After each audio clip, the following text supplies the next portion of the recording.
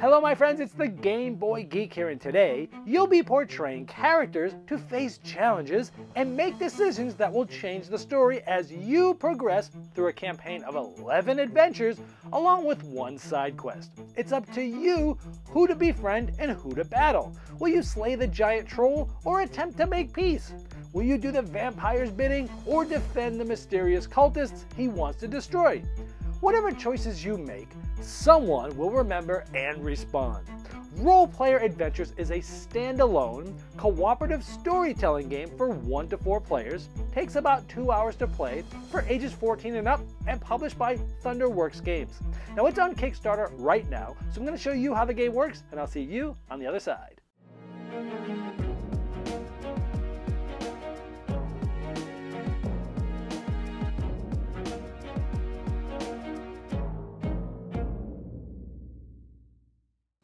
This is a Kickstarter preview, so all the art and components you see here are not final, they're prototypes, so you'll want to check the Kickstarter link in the description of this video to see all the final art and components. Role Player Adventures has 11 different adventures in the game, plus a side quest, and each adventure has its own adventure book that is full of all sorts of different thematic writings and different choices you'll make, and you'll just be going through each of these adventure books as you go through the game. Now at the beginning of the game, each player can choose one of these pre-generated characters with gorgeous artwork, but let's say we wanted to select Jada Blackbrow. Now on the back side of that card, it tells you the race and the class and gives you all sorts of different stats up there. So everyone gets one of these boards, and in here slides a sheet. And in this sheet, you'll put the character's name, the player's name, the race, the class, the health, and you'll be putting all these different stats here: strength, dexterity, constitution, things like that. And for each of these, you'll also get some stamina markers that I'll show you how you use later. Also, because it's a warrior, you'll get a class ability that you'll be able to use throughout the game. And there's tons of these. There's all sorts of different class ability cards that come in the game, but you'll take the one that is for you. Now in addition to that, you'll see that there's certain weapons, armor, skills, and traits that come with this character. And there's actually decks for each of these: weapons, armor, skills, and traits. Huge decks of cards, but you'll pull the ones out that match your character. Now when I flip those cards over, you can see what these are. Weapons: I have an ancestral blade and a war lance, chain leggings for armor, entrap and intimidate for skills, and foolish and relentless for traits. Now these are going to be sort of a hand of cards that I'll be able to use to play throughout the game, which mostly manipulate dice and things for different skill checks and combat and things like that. We'll get into that more later. And so those cards actually go in your deck, because that's going to be your set of cards. So that's pretty much how you get set up using one of the pre-generated characters we have her there. However, if you didn't want to use a pre-generated character, you can actually use one from the original base game Role Player from Thunderworks Games. And you take your final character in that game, and based upon that, you can select the race of your character from that game that you're importing into this, and you can choose either side of that card's race because they have different artwork on there. Now each adventure also has its own board, its own setup rules and things like that. And they have, this one has experience points in all the main locations. Experience points are going to allow you and your party to advance your characters at the end of the game, sort of leveling them up. Also, there's going to be some encounters that will have you do different things. There's also a party journal where you'll be tracking all sorts of different things. You'll be placing your gold here. You get a certain amount depending on the amount of players you're playing with. There's where you'll be putting your experience points that we just talked about. You'll be tracking different factions or the favors of different factions on this track that will change how things happen throughout the game. And there's all sorts of other things that are set up depending on the player counts and things like that. So again, each adventure you'll start in the adventure book with the introduction. So for example, your adventure begins. As a King's Guard soldier in the regiment of the Commander Zalek, a dark elf, you've fought a long war. The Dragul, a coalition of northern tribes, invaded Nalos, your homeland. After many battles, you've driven off their hordes, but rumors spread through the camp of a new Dragul plot. One night, you're summoned to Commander Zalek's tent, where you find him arguing over a map with General Grick, an orc. A gold coin marks the southern city of Sabak. A vial of elixir marks a swamp to the west. General Grick raises an eyebrows when you enter. "So you're Zalek's best?" he asks, looking you over skeptically. "We have a special mission for you, but first a question of strategy. Zalek wants to take your regiment south to investigate a threat to the capital," says Grick, pointing to the coin. Then pointing to the vial, "I think we should push west and capture a powerful Dragul agent in the swamps. What say you?" So many times throughout the game, you're going to have choices, sort of a choose your own adventure. So do you side with General Grick? You'd learn more about the Dragul plots, you'd go to begin one, which is on the next page, or if you side with Commander Zalek, you investigate threats to the capital. So let's say we side with General Grick. You point to the vial of elixir and General Grick laughs, patting you on the back. Yes, exactly, he says. Zalek nods. I'll leave you to it, he says. He collects his coin and exits the tent. Now, interesting, you get to record the keyword Grick. So you write those types of keywords here, and later on in the story, certain things and choices will happen. If you have this keyword, you go to this number. If and you'll skip down. If you have a different keyword, you'll go to this other number.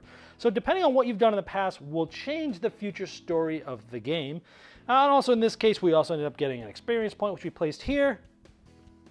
And it also had us place our party marker in location A, and it allows us, when you go there, to take this experience point and add it. Now, depending on whether there's an experience point here, you'll read one thing or another in the game. So sometimes when you go to different spots, different things will happen, depending on if it's your first time being there or later. Now, sometimes through the game, you'll be told to look for a specific number in the discovery deck, or the title deck, or the rare deck, and you'll only go through these when directed by the specific adventure.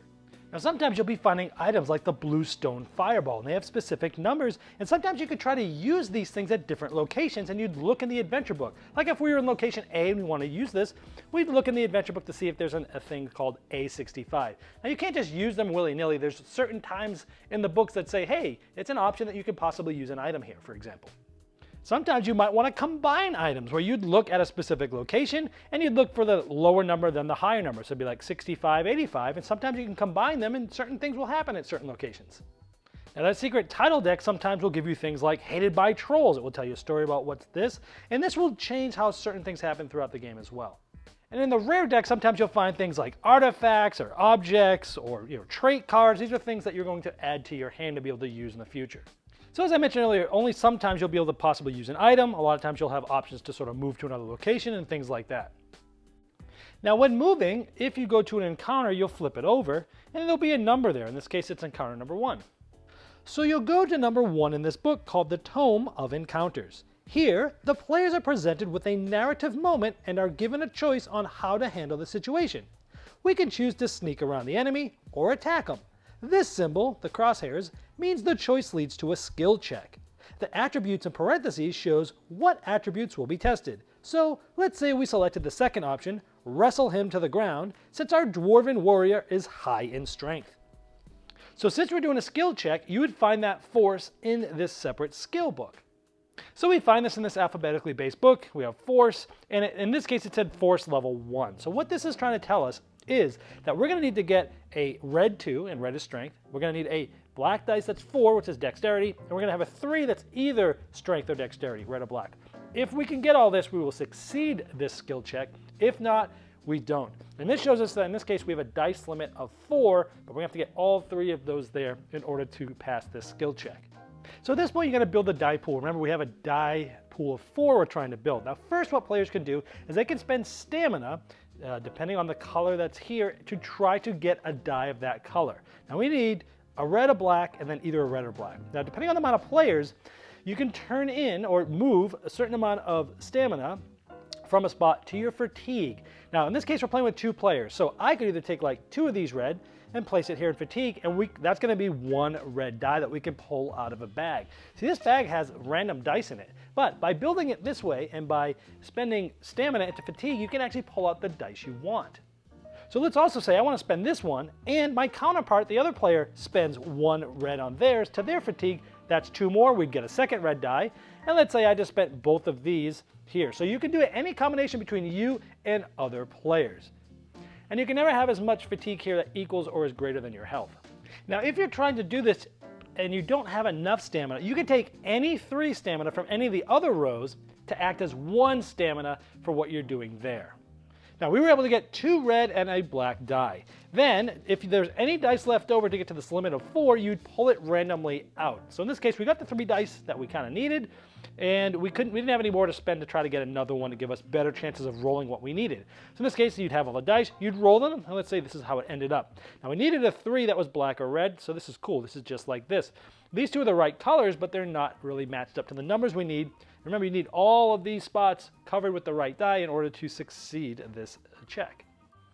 Now, this is when players will be able to play cards that we showed you that they got at the beginning of the game. For example, one of the cards I had is Intimidate. It's a skill. This allows me to flip some red dice. So in this case, I can flip this 5 to the other side, which is a 2, and we place it here. Now, when I do this, you'll also get an experience point, so we'll take one of those blue cubes and put it on our party sheet. And let's say another player played this. This allows them to take a black or a red die and flip it, so this flips from a 3 to a 4, and again, we'd get an experience point. Now, when these cards are played, normally they go into your discard pile, but if they have this logo on it, they're called spent, and you don't get these back because at the end of the round, essentially any discard cards are going to come back in your deck, but these ones are spent for good for now. Now also keep in mind, there's only a certain amount of cards that can be played, and then you have a bonus play, which is sort of an extra play, if you will. So there's only certain things that you're allowed to do during each of these checks.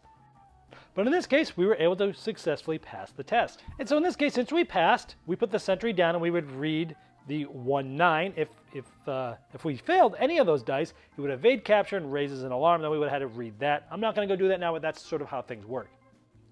Now, after having finished this encounter, we ended up moving to the Goblin Camp, which is B, and you'd read a new thing in the adventure book. Now, sometimes you'll have multiple keywords written in a specific location, and you start from the top bottom. If you have that, then you'll then go read that specific thing, for example. Now, sometimes you'll end up in combat, like we were at the Goblin Camp. Maybe you'll be fighting a goblin, and sometimes they'll come with a certain modifier, like a gang of goblins, which says, hey, during the first round of combat, the dice limit is reduced by 1, so you have less dice to deal with, and usually these things are they're pretty bad for you when it comes up with combat. Now, each round of set of combat has up to 3 rounds. You're trying to basically put all the dice where they're needed before the end of the 3rd round to successfully defeat the goblin. For example, a green or black die of 6, a white die of 5, and a red die of 5. Now, how this works is very similarly to the skill check, where you're going to be spending certain stamina in order to try to get dice from the dice pool, and you'll have the same dice pool, so all that works the same. However, let's say it's the end of the 1st round. What happens is every uncovered die, every player has to take that many stamina from the supply and place it into their fatigue area. Also here too, the next uncovered one. So it'd be 1 here and 1 there, and then you'd move it to round 2. Now let's say we didn't get this next round. Well, everyone would have to put another 1 and another 2 in their fatigue. And remember, you're trying not to have more or equal to your health.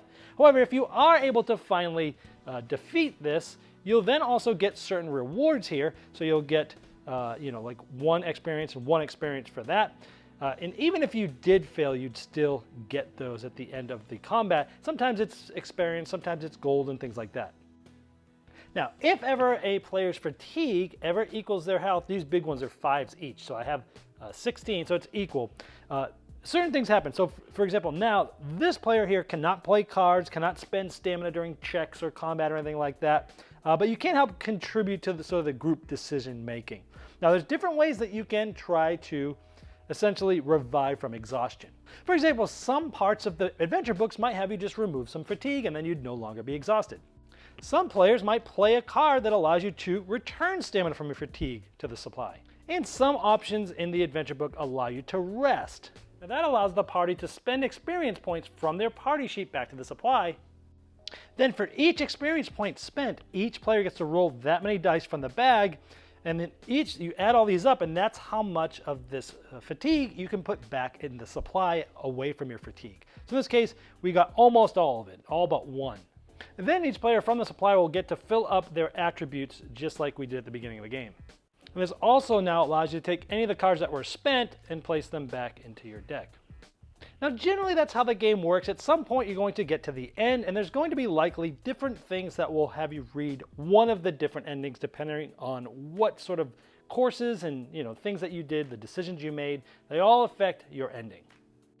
Now there's also cards in the game called familiars, and when you gain one of these cards, you'll also take one of the dice, which are essentially now one of 2 different dice colors, and you'll put that in the bag that you may draw out throughout the game. And these cards are, placed in their hand, they're used like normal to manipulate dice of those colors. Now after you get to the end, you'll have some character advancement. One of the things you could do is visit the market, where you'll get 1 card that's face up for skill, scroll, trait, weapons, and armor, and players can buy these for an amount of gold that's on the top right. Now some of them will have some discounts, like it's 8 gold minus the amount of wisdom you have, or 7 gold, but if you're an orc, it's only 5 because it's -2. You could also sell a card you have in your hand, and they're always just 2 gold when you sell them back to the deck. You can also spend experience points to increase the party's combat dice limit, the party's bonus play limit, the character's health, or even the party's mastery level. Now, using this mastery level, the players will check off the leftmost unchecked box and spend that much experience, and then you can basically up one of your different attribute scores by 1. There's also certain boxes that help you save from adventure to adventure how many things you're carrying over, and there's ways to add new players or remove players so you don't have to play with the same players on every single adventure.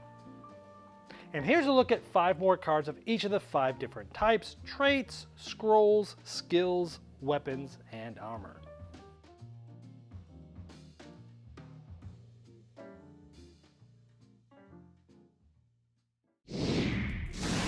Well, there you have Role Player Adventures, and as I showed in the overview, the game is very thematic in its storytelling, and you can even import your character from the game Role Player, which is also published by Thunderworks Games. Now, if you'd like to see all the final art and components and all the different pledge levels available, you can click the link below me in the description of this video, and it will take you directly to the project page, and I'm sure the fine folks at Thunderworks Games would love your support.